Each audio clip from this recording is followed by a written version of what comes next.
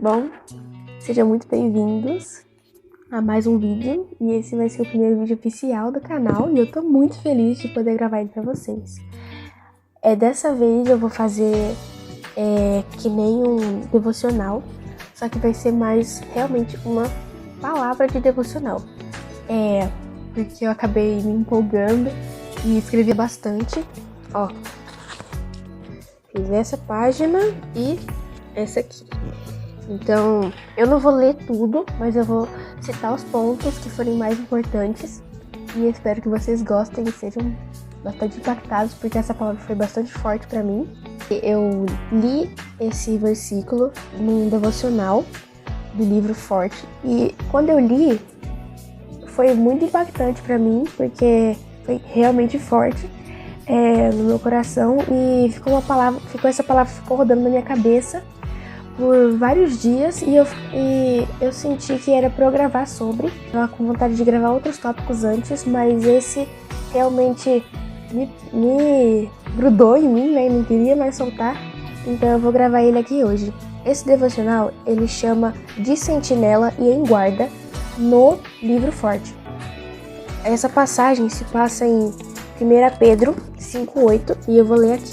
1 Pedro 5:8 e o 9, ele diz assim: Sede sóbrios e vigiai, porque o diabo, vosso adversário, anda em derredor como leão, bradando, buscando a quem possa tragar, ao qual resisti firmes na fé, sabendo que as mesmas aflições se cumprem entre vossos irmãos no mundo. A versão NTLH diz um pouco diferente, mas eu vou ler assim. Estejam alertas e fiquem vigiando, porque o inimigo de vocês, o diabo, anda por aí como um leão que ruge, procurando a quem possa devorar.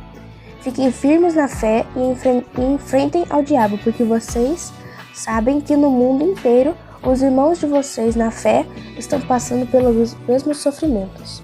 A primeira parte desse versículo diz pra gente ficar alerta e vigilante, ou em outra versão, sóbrios e vigilantes. E no devocional Forte, a autora falava: o oposto de sóbrio é bêbado. E um bêbado, ele tem algumas características que eu vou citar aqui. Quando alguém tá bêbado, a pessoa fica fora de si mesma. Ela não tem um raciocínio lógico, porque fica alterada por causa do álcool. E ela não pensa por si mesma, e muito menos racionalmente.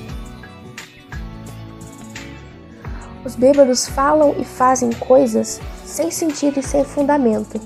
Quando uma pessoa sóbria vê um bêbado falando ou fazendo alguma coisa, ou a gente fica com dó ou a gente acha engraçado, porque são coisas muito sem sentido e muitas vezes muito sem noção também.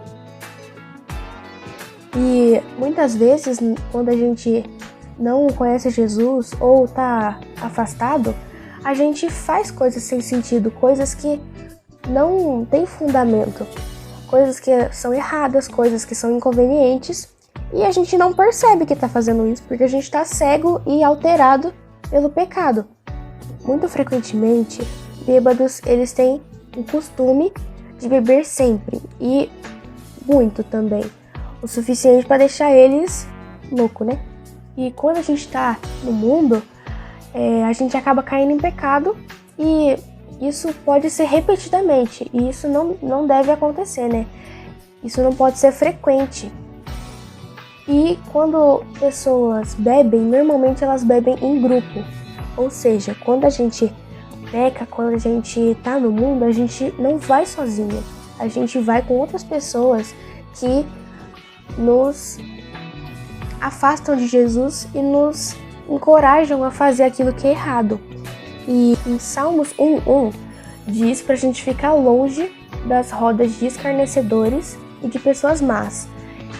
Isso significa de pessoas com má intenção, pessoas que podem ser má influência pra gente.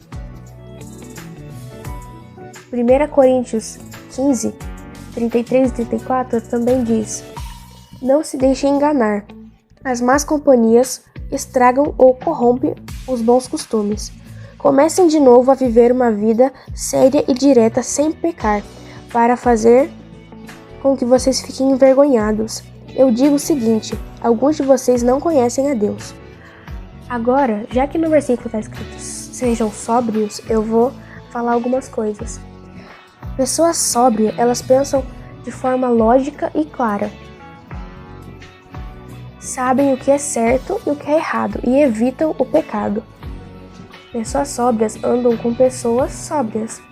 Elas andam com pessoas que vão ajudar elas a entender o certo. Porque se você anda com gente errada, você vai fazer o errado. Mas se você anda com gente certa, elas vão te incentivar a fazer o certo. Pessoas sóbrias são maduras, inteligentes e sábias. Elas têm o conhecimento de Deus, como disse em 1 Coríntios 15:34. Quando a gente tem o conhecimento de Deus, a gente se afasta do mal.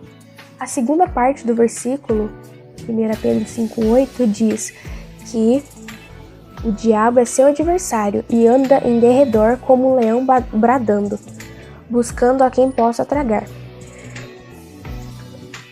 Jesus é o leão da tribo de Judá, mas Pedro compara o diabo como um leão porque ele se veste como um. Ele aparenta ser bom e querer o nosso bem, mas, na verdade, a intenção dele é ruim. Para deixar ele mais completo, e eu peguei uma pregação da pastora Joyce Meyer, e ela explica muito bem também, e ela dizia que o diabo, ele é comparado a um leão, e ela dizia que, eu vou parafrasear as palavras dela, ela dizia que ele atuava como um leão ao nosso redor, e ele não é o leão, porque o leão é Jesus, é Deus, ele é o leão da tribo de Judá, mas ele fica ao nosso redor como um leão, mascarado de leão, tomando a forma de coisas boas e às vezes até atraentes, com a intenção de nos devorar. E o diabo, ele veio para matar, roubar e destruir. O versículo também fala que ele brada como um leão. E o diabo, ele grita mentiras e Deus sussurra verdades. Então temos que estar atentos à voz de Deus. Ele brada para tentar nos intimidar. Ele ruge como um leão para não deixar a gente escutar as coisas que vêm de Deus, as coisas boas. E isso nos atrapalha. Mas se seguirmos o que o versículo 9 desse capítulo diz, a gente vai conseguir vencer esses rugidos.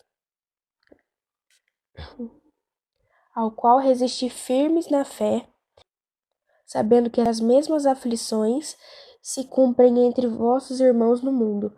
Então, o diabo, ele faz isso com todas as pessoas, não é só com a gente, não é só com uma pessoa, não é só comigo, não é só com você. Nós não estamos sozinhos nessa batalha. E se lutarmos juntos e ficarmos firmes na fé, a gente vai conseguir vencer isso. O diabo ruge para tentar nos intimidar. E quando ficamos intimidados e com medo, a gente acaba se calando. Mas, na verdade, nós não podemos. Porque em 1 João 4,4 diz assim: Filhinhos, sois de Deus, e já os tem vencido. Porque maior é o que está em vós do que o que está no mundo. Então, Deus que está dentro da gente é maior do que o diabo ou de qualquer coisa que ele tem colocado ao nosso redor ou para nos tentar intimidar. Então a gente não tem que ter medo. Agora, por que o diabo fica ao nosso redor? Os predadores e animais selvagens e os leões são atraídos por cheiro de sangue ou de carniça. E para ter esse cheiro, a ferida ou o bicho que estiver morto e tal, tem que estar aberto, tem que estar exposto. E isso nos mostra que nossas feridas da alma, nossas feridas mal resolvidas, assim, né, que não estão cicatrizadas, elas estão abertas, elas exalam cheiro. E isso atrai o diabo. Por isso a gente tem que cobrir as nossas feridas, fazer um curativo e apresentar essas feridas a Deus, porque em Jeremias 30:17 diz assim: porque te restaurei a saúde e te curei das tuas feridas, diz o Senhor, Porquanto te chamaram a repudiada, dizendo, é Sião, já ninguém pergunta por ela. Então, Deus cura nossas feridas, Ele tem poder para isso. E em Mateus 15:30 diz que muitas pessoas levaram doentes e feridos a Jesus e Ele os curou todos. Então, Ele tem o poder de nos curar e Ele pode. Basta a gente pedir isso e crer. Para o diabo não nos atacar, nós precisamos nos mostrar fortes e valentes. Porque um predador, ele vigia a presa até que ela esteja vulnerável ou fraca. Então, se a gente se mostrar para o diabo, se a gente se mostrar fraco, sem fé, vulnerável, abalado pelas dificuldades, ele vai nos atacar, porque é isso que ele faz. A gente não pode demonstrar medo. 2 Timóteo 1:7 diz assim: pois o Espírito que Deus nos deu não nos torna medrosos, pelo contrário, o Espírito nos enche de poder, amor e de prudência. Ou seja, Deus não nos deu um espírito de temor, nós não devemos ter medo. Na Bíblia, aparece a frase não tenham medo 365 vezes. Então, é como se fosse um lembrete a cada dia do ano que a gente não tem que temer. O Espírito de Deus nos enche de poder, de amor e de prudência. Em outras versões diz equilíbrio ou moderação. Isso quer dizer que ele nos enche de amor. Isso já por si só já é autoexplicativo. Ele nos enche de poder, ou seja, Jesus nos deu autoridade debaixo dos céus e da terra. Jesus nos deu autoridade e poder por meio do Espírito Santo. E ele nos torna equilibrados ou prudentes, como diz essa versão, que significa saber equilibrar as coisas, e prudência também significa ser vigilantes e atentos, né? Estar preparado. Em Josué 1:9 diz, sejam fortes e corajosos. A gente não pode demonstrar que estamos tristes ou abalados pelas dificuldades e pelas provações, porque quando o diabo vê que a gente está mal, ele vai começar a rugir, ele vai começar a gritar mentiras, gritar acusações na nossa cabeça, e a gente não vai conseguir vencer, porque a gente não vai ter força para se levantar. Então sejamos fortes e corajosos. A gente tem o direito de sentir tristeza, de se sentir fraco às vezes, mas a gente não pode se deixar abalar por isso, porque nosso Deus é forte e a nossa força vem do Senhor. Em Efésios 4:26 e 27 diz assim: se vocês ficarem com raiva, não deixem que isso faça com que vocês pequem. Não deixem o sol se pôr sobre a vossa ira. Não deem ao diabo oportunidade para tentar vocês. Então, não é errado a gente se sentir triste, se sentir sozinho às vezes, se sentir com raiva, mas o errado é a gente deixar isso nos abalar e pecar, porque isso vai dar oportunidade, é como a ferida aberta que atrai o diabo e faz com que ele nos tente. E a maneira de a gente resistir ao diabo, resistir a essas tentações, é assim, ó. Em Tiago 4, versículo 7 diz assim: sujeitai-vos, pois, a Deus, e resisti ao diabo, e ele fugirá de vós. E o único jeito da gente se sujeitar a Deus é assim, ó, Romanos 12:12. A esperança que vocês têm os mantenha alegres. Aguentem com paciência os sofrimentos e orem sempre. O jeito da gente se sujeitar a Deus e resistir ao diabo é orando frequentemente, nos alegrando em nossa esperança, aguentando e esperando com paciência no Senhor. Filipenses 4:13 diz assim: tudo posso em Cristo que me fortalece. Então nós podemos vencer ao diabo e Jesus quer que nós vençamos o diabo. Deus quer que nós resistimos a ele para que ele fuja e não nos atormente mais, porque enquanto nós ficarmos aprisionados no diabo, sem cobrir nossas feridas, sem ser sóbrio, nós não vamos alegrar a Deus, porque todas essas coisas exigem fé, exigem perseverança. Deus quer que a gente persevere na caminhada e na nossa fé. E para isso a gente precisa ser sóbrio, a gente precisa saber que o diabo é nosso inimigo. E ele usa uma máscara. Ele sempre tá com uma máscara. Ele nunca, minha mãe sempre diz isso. O diabo nunca vai se mostrar feio e monstruoso. Ele vai se mostrar bonitinho, fofinho, nas coisas que a gente acha que não tem nada a ver, tipo em uma série, em um personagem, em uma amizade, em um comportamento, algo que a gente não espera que vai dar errado. A gente tem que identificar as nossas feridas e cobri-las, porque Jesus vai curar elas. E não podemos ter medo. Foi dito 365 vezes, não é para temermos. Então, é isso. Eu espero que tenham entendido, espero que tenham gostado.